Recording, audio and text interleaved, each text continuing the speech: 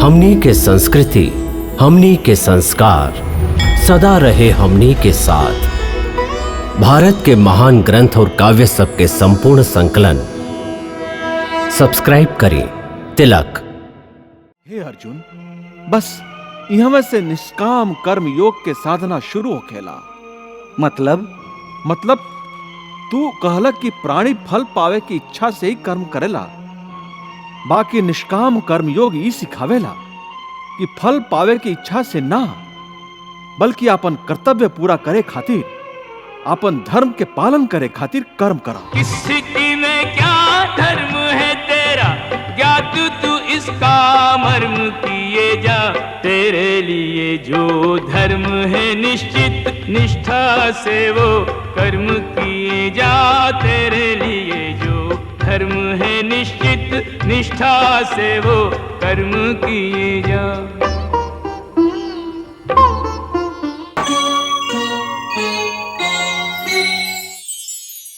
हे पार्थ, तू कर्म कर सकेला, कर्म करे के संकल्प कर सकेला, बाकी एकर फल पावल तोहरा हाथ में नहीं खे।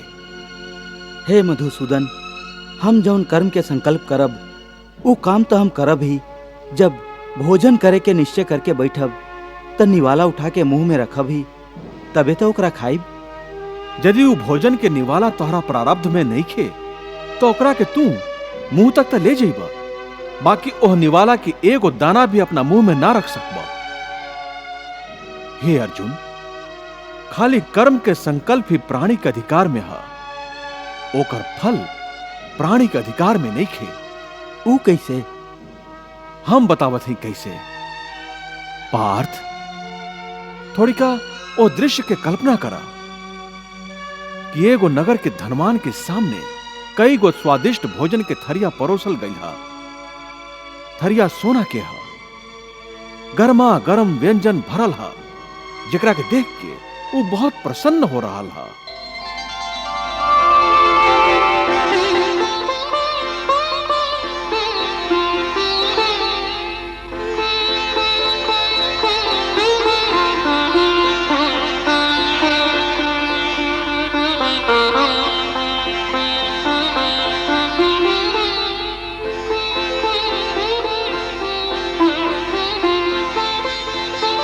वो बहुत प्रसन्नता से पहला निवाला उठावेला।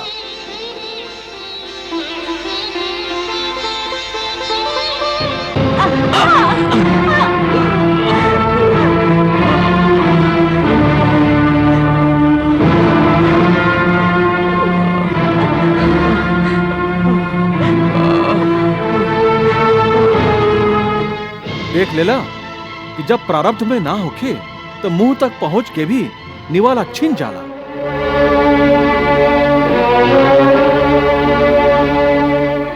बाकी हे अर्जुन, यह उदाहरण के ई अर्थ भी नहीं खे कि तू सब कुछ प्रारब्ध पर ही छोड़ के स्वयं अकर्मण्य हो जा।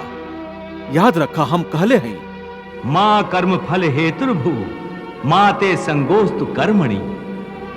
हे केशव, तोहरा कहला के अनुसार यदि फल प्रारब्ध के अपन मर्जी से ही देवे के है, तो फिर प्राणी के कर्म करे के जरूरत ही का है? कर्म करे के जरूरत ही कहा?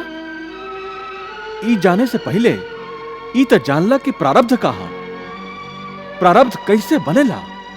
हे केशव, प्रारब्ध का है ओकरा जाने में का मुश्किल है? ई तो सीधा सा बात है कि जे भगवान के इच्छा है उहे मनुष्य के प्रारब्ध होकेला। ना अर्जुन ना, ई धारणा सत्य नहीं खे। काहे सत्य नहीं खे? काहे कि हम केहू के प्रारब्ध ना बनावेली, ना हम कोनो प्राणी के कर्म अथवा कर्म फल के हिसाब में दखल देवेली। यही से प्राणी लोग के प्रारब्ध बनावे में हमार कोनो हाथ ना होला। फिर के बनावेला प्राणी लोग के प्रारब्ध? प्राणी लोग के आपन कर्म।